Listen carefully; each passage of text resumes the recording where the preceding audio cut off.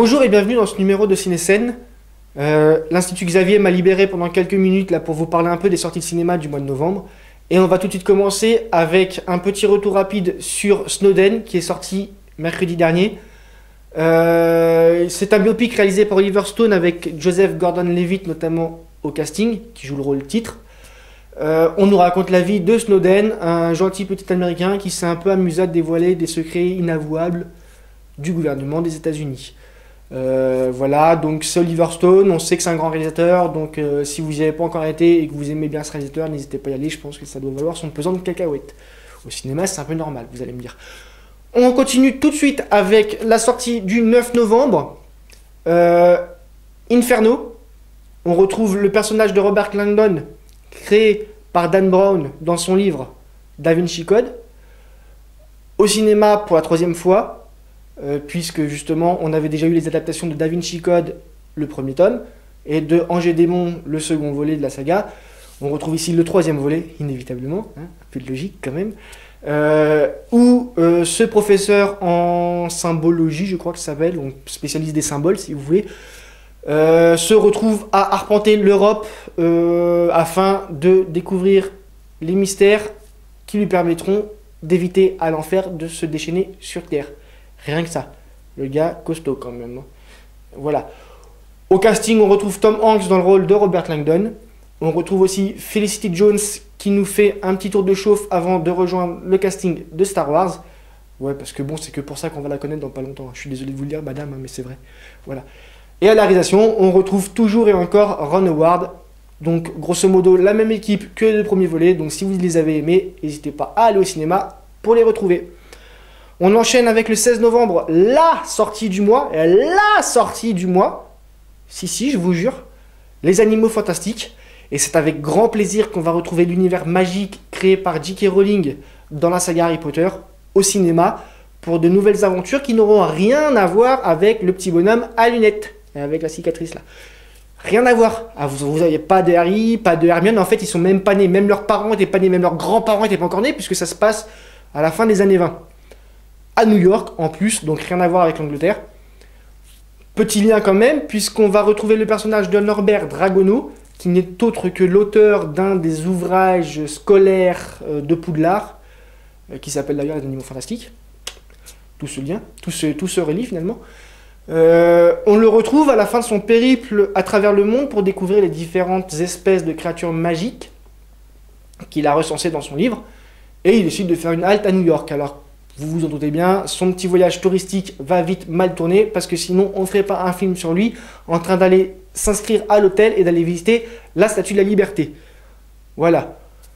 Pour la réalisation, on retrouve David Yates qui est devenu un petit peu le réalisateur attitré de J.K. Rowling, puisqu'il a déjà réalisé une grande partie des films de la saga Harry Potter. Et encore plus, ils s'entendent super bien, semble-t-il. Voilà, au casting, Eddie Redmayne notamment dans le rôle de Norbert Dragono, et je suis très pressé d'aller le voir, donc soyez pas surpris d'ici quelques temps de voir un petit ciné-scène spécial Animaux Fantastiques pointer le bout de son nez. On continue avec le 23 novembre, un film un petit peu moins connu, mais qui, moi, m'a un petit peu fait tiquer quand j'ai lu son synopsis. Ça s'appelle Friend Request. J'y suis arrivé du premier coup. C'est réalisé par Simon Verhoeven. Au casting, pas de nom très connu, donc on va éviter de les citer, parce que de toute façon, j'arrive pas à m'en souvenir. Ouais, je suis pas doué, je sais. Ça parle de quoi ? Ça parle de Laura, une jeune étudiante qui partage un petit peu sa vie sur Facebook avec ses 800 amis. Pas mal. Ça en fait 800 de plus que moi. Bon, faut dire que j'ai pas de compte. C'est peut-être pour ça. Donc, elle décide d'accepter la demande d'amis de Marina, une étudiante qui lui paraît un petit peu introvertie de prime abord et qui finalement va s'avérer être rapidement envahissante. Du coup, elle décide de la retirer de sa liste d'amis et ça va déclencher des forces paranormales de fou et ça va décimer tous les proches de Laura petit à petit. Alors pourquoi je vous parle de ce film ? Parce que moi j'ai trouvé l'idée de partir de Facebook pour faire un thriller horrifique avec des trucs un peu paranormaux, assez sympathiques. Voilà, et puis je suis pas très fan des réseaux sociaux, donc peut-être que ça va en convaincre quelques-uns de suivre le mouvement. Voilà, bref, On passe à autre chose. Allez, on enchaîne rapidement avec Vaiana, la légende du bout du monde, qui sort le 30 novembre.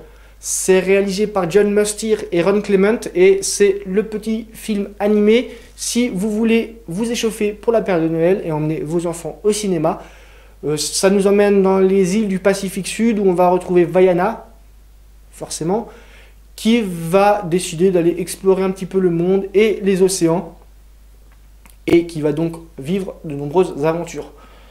On poursuit en dépassant un petit peu du mois de novembre puisqu'on va parler de Premier Contact qui sortira le 7 décembre.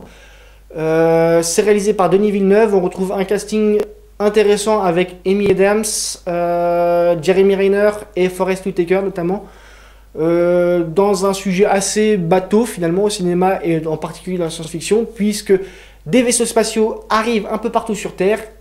On décide donc de former une équipe d'experts dirigée par la linguiste Louise Banks, pardon, j'avais oublié son nom de famille, afin de savoir ce que peuvent bien nous vouloir les extraterrestres. Moi, je pense savoir un petit peu ce qu'ils nous veulent, donc ça risque d'exploser dans peu de temps. Voilà, c'est à peu près tout ce qu'il y a à savoir pour ce mois de novembre au niveau des sorties.